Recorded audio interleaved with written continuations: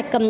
அரியலூர் மாவட்ட ஆட்சித்தலைவர் ரத்தினசாமி அவர்கள் உத்தரவின்படியும் மாவட்ட சுகாதார அலுவலர் மணிவண்ணன் அவர்கள் அறிவுறுத்தலின்படியும் பொது சுகாதாரத்துறை சார்பில் கீழப்பழூர் அரசு பாலிடெக்னிக் கல்லூரியில் மது மற்றும் புகையிலை பொருட்களால் ஏற்படும் பாதிப்புகள் குறித்த விழிப்புணர்வு கட்டுரை போட்டி நடத்தப்பட்டது. இக்கட்டுரை போட்டியில் 32 மாணவ மாணவிகள் கலந்து கொண்டனர்.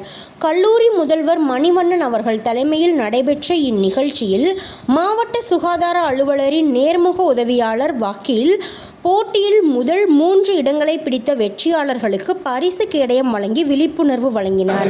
மாவட்ட சுகாதார அலுவலக ஆய்வாளர் தமிழ்மணி, நிலைய சுகாதார ஆய்வாளர் நரேந்திரன் ஆகியோர் நடுவராக நிகழ்ச்சியை நடத்தினர்.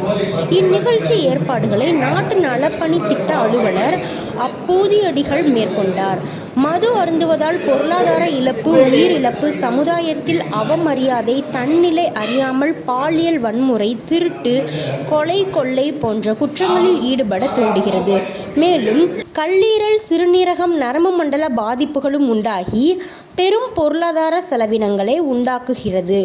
புகையிலை பழக்கத்தால் புற்றுநோய், மலட்டுத்தன்மை, சுவாச கோளாறுகள் போன்ற பாதிப்புகளும் உருவாகின்றன என்று மாவட்ட சுகாதார அலுவலரின் நேர்முக உதவியாளர் விரிவாக எடுத்துரைத்தார்.